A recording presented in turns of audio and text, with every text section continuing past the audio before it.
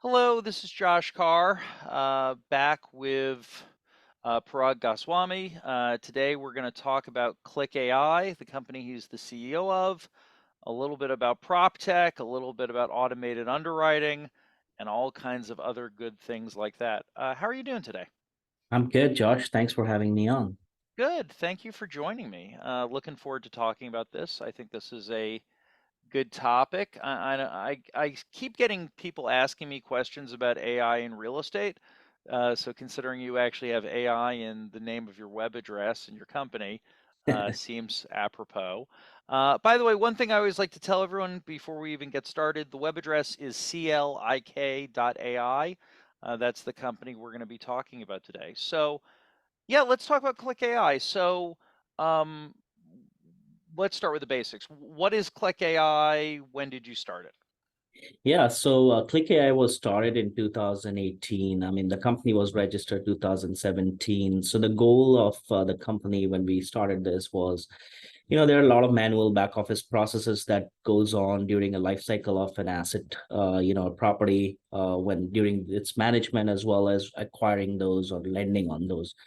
So Clik.ai started with the premise that if AI can be used to automate many of such processes, it will provide customers, banks, different kind of players in the industry with a more productive environment so that they can focus on the more important aspect, which is the deal, the property, rather than the manual, laborious labor that goes in this business. So Click AI as a company is focused on building suite of AI applications, which automate various processes in the due diligence and a back office world, like financial modeling, going through, legal documents, information discovery across due diligence folders, and then, digitization of all the information that's in these documents so that you can run better analytics within either within your company base or on the cloud. So yeah, so I mean, in short, it's basically making underwriting easier. Essentially, you're ripping data from all these different data sources, then feeding them into an underwriting model. And that That's underwriting model for the user would be you're feeding their Excel model, essentially, right? I mean, because they're still working in Excel, I assume, or what are you feeding it into? Yes, so most of the customer base that we have come with their own Excel models. So what we do is we take their financial models, plug into the platform, connect our AI to it, so that the whole process of doing this Excel modeling becomes super automated. So that's one of the major use cases. We have other product that is very specifically designed around multifamily investment modeling. So, but the high level use case is that it's most of the work revolves around Excel modeling. Yeah, and personally, I mean that makes a lot of logical sense to me because I mean there are a lot of companies who seem to come to the table and say, well, we have a solution for everything, but it's nice if I mean, if they're already using an Excel model that they like and they use and they love, why mess with it? I mean, Yeah. speaking from my own experience, I had a conversation last week with someone where I had done some spreadsheet work on a project for this company back in '08, and the guy called me up and actually said to me, believe it or not, I still have the CD with the model that you built for us back in '08. Because I guess we not only emailed it to them, we must have put it on an actual physical CD, and he's had it tacked up to like a cork board for 15 years. Um, which on one hand it's kind of crazy. On the other hand, yeah, I mean, you've got an Excel model that works and everybody likes it, then don't mess with it. I mean, like why reinvent the wheel? Um, Yeah. so cool. So you launched this entity. We talked a little about the core problem, the core issue you're trying to solve. And I mean, I kind of alluded to it, but the fact that you're working in Excel, the fact that you're feeding this into their models, to me at least, makes a lot of sense. I imagine some of your competitors are not doing that, right? Yeah, so some competitors are enforcing their own built out models. So obviously there is a learning curve at the customer's end to learn a new financial model. A lot of companies that we see in the market are creating funky looking, dashboard and analytics. So just giving it a different kind of interface than an Excel web dashboard. So the core problem remains the same. How do you build these dashboards? I think Excel solves a lot of the work. So why reinvent the wheel? So we don't change the process. Our focus is to kind of like automate those processes. But the competitors, obviously, out there in the market, everybody has their own thesis around how they want to go about this market. But our focus is around, not changing the process, but let's make it better. No, that's and again that makes a lot of sense. Now, physically, I know that you're based in Toronto. We're obviously a big planet. Since you're running a prop tech company and you live on the web essentially, your software as a service.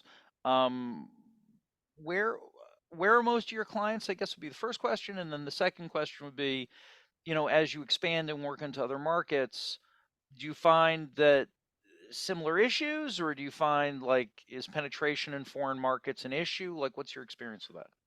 Yeah, so I think we are for now focused completely on the US market. We are a Canadian HQ company, but we have office in New York as well. So most all of our customer revenues and customers are in the US. I mean, that's the market we understand the best. So we want to continue to focus on that market. It's itself is a big market. The use cases are pretty much the same across the globe whenever it comes to commercial real estate. Just it happens to be the secondary sale environment in the United States, like how fast property changes hands in US. So there is more frequency. So it makes sense for us to keep our focus on that market. However, as we scale the platform, similar use cases, very much same use cases exist in all property investments across the world, and especially when we see developed markets like US, Canada, UK, Australia, Singapore, and Hong Kong, those kind of No, places. it's interesting. I mean, I at least from my own experience, I mean, I've taught as an adjunct professor for like 15, 20 years, something like that, Columbia real estate program, but like half of our students are foreign nationals, and it's the same conversation. Like Yeah. there are only so many ways to own an office building, there are only so many ways to collect rent, there are only Yeah. so many ways to I mean, every market has their own like little weird valuation things, and we call it this and they call it that. But yeah, the math is all kind of the same at the end of the day. Yeah. It's The just not yeah, that hard. the process is the same, I believe. I feel. Yeah, yeah. It's always amusing to me with commercial real estate because I think we're always trying to come up with new things. You look at like WeWork or something, and I'm like, well, you're just in the office rental business at the end of the day. It's just office space. Yeah. So no, it's good. So, okay, and markets right now, we talked a little bit about global stuff. Mainly right now, you're focused on the apartment building market, correct?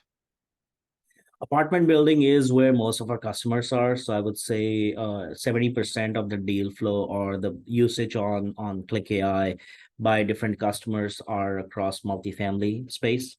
However, we do provide, unless besides our competitors, like we are focused on all asset classes, but multifamily seems to be the dominant asset class used by customers on Clik.ai. Where people need the most help.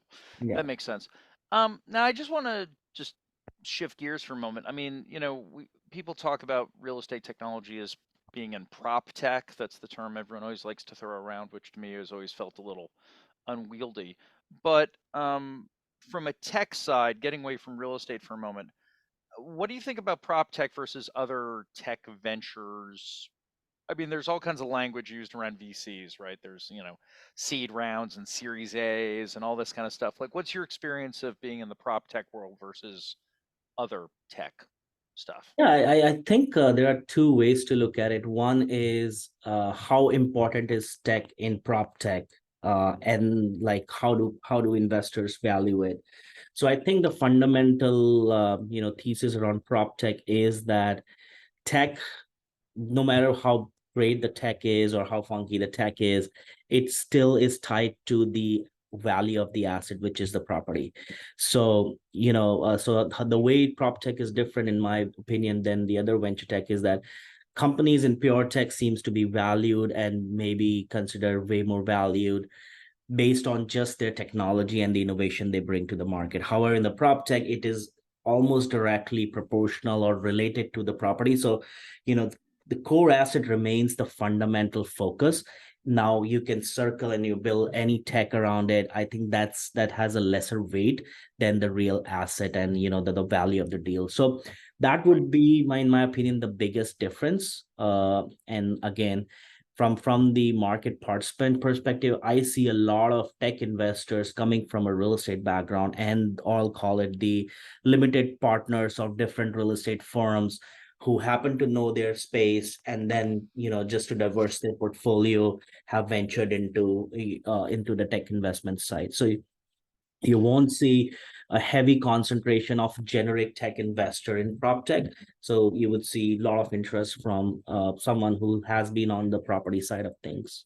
Well, and I think that's, I imagine in a lot of ways that's a positive because I mean, if the people who are using, the people who see a problem say, gee, I should fund a company to go fix that problem, Yeah, at least you're solving a problem that needs fixing, right? Whereas I feel over the years, I mean, there are lots of examples of tech companies that tried to solve a problem that arguably didn't actually exist, as opposed to commercial real estate where, yeah, building financial models is annoying. It takes time. Reading documents takes time.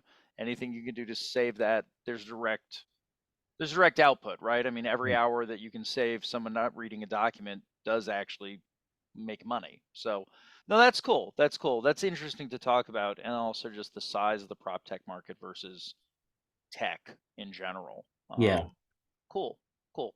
Now that's interesting. So real estate obviously has been going through, I don't want to say slowdown, but the industry has issues right now. I mean, we're recording this in October of 23. Interest rates have spiked. The 10-year treasury is effectively at 5% or close enough to 5% that let's just call it 5%. yeah. Um, Sales volume at brokerage firms has dropped off because people don't want to sell. How does the fact that the commercial real estate market right now is going through dislocation, how does that affect you as a tech vendor? Yeah, so I think it has kind of like neutralized in a way. Like for example, we see a lot of customers who are becoming extremely serious about optimizing their existing assets rather than going after new assets, because the new asset purchase on both on the lending side as well as acquisition side is kind of like stagnant. So we don't see too much of an interest from parties on that front. However, having said that, when we talk about enterprise customers, they are certainly looking to optimize their existing cost and improve their productivity so that they can save money or keep the balance sheet healthy in that sense. So we see strong interest from companies to optimize their asset, not so much strong interest for companies who are looking to do more deals. Sure, So this sure. becomes more relevant to enterprise customers who do have a sizable portfolio both on the lending side as well as on the asset management side from an ownership perspective. But on the smaller deal segment, I would say there's definitely very strong chance of companies not rolling out their budgets and being tight with their budgets. So definitely it affects everyone. So it's hard to say, but I do see over the next 6 months, people will be in a little bit of a wait and watch kind of situation. No, Uh, but that all makes sense. I mean, but that all generally makes sense. I mean, if the market is going through, if people aren't doing new deals, but they have existing assets, I mean, if you're not buying a building, you got to do something, right? So if you can optimize your processes and make things run smoother, yeah, you're creating value. Maybe it's not as exciting as buying a new building, but it's still money.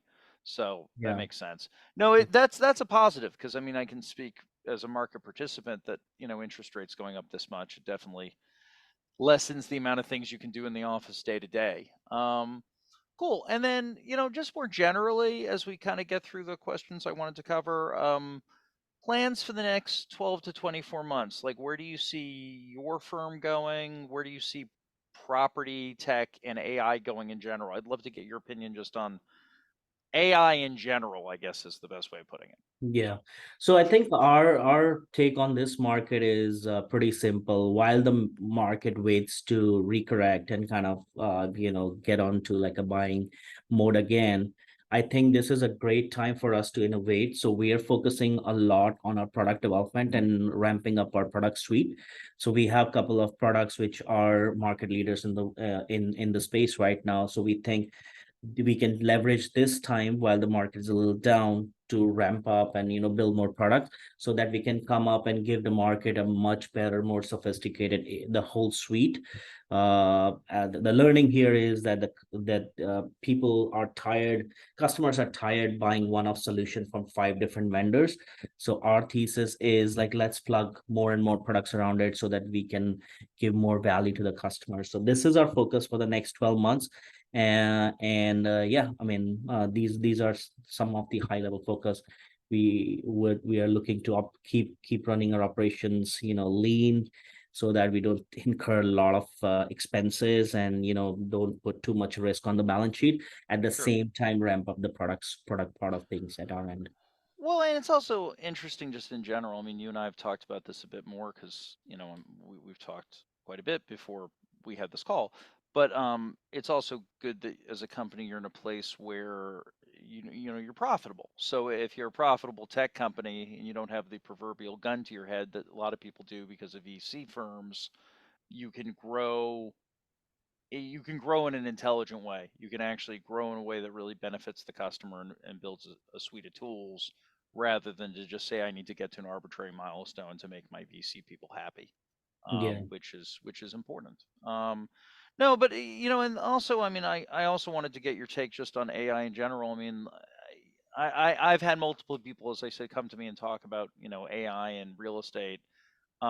It seems like a lot of people are interested in it, but I don't think they actually know what that means or what should they do with it. Like some of the questions I've gotten, it seems, are more like, can I use AI to just build an Excel model? And it's like, well, you can use AI to like read a lease and to rip some data, but like it's not going to just do your work. It's not just going to yeah, build the whole thing. You still have to be smart about it. Just seems there's a lot of. It almost feels to me, for my 2 cents, for whatever it's worth, it almost feels to me sort of like when Bitcoin and blockchain started, and everyone just put the word blockchain on things because the moment you said you were in the blockchain, yeah. your company went up in value. And it feels like if I just said today, I'm in AI, just magically people would give me money. There's a feel of that, a little bit of Oh a yeah, feel. for sure. I mean, So it's the hot buzz world. So, but overall, I do think innovation has become a little easier with the latest AI technologies that have come up. So someone who's really methodical about their existing problem, really think hard about what problem exactly they want to solve. There are tools available that they can really go ahead and solve the problem, whether hiring bunch of consultants around it, or trying looking for a SaaS software around that solve it. But it's an interesting time for that sure. that might be the takeaway here, which is first know what problem you're trying to solve. And if you can Absolutely. ask the right question, then at least you got a shot at getting the answer. So with that, I have covered at least what I wanted to go through. Excellent. And so for everyone again, that was Parag Goswami, CEO of Clik.ai. Their web address is clik.ai.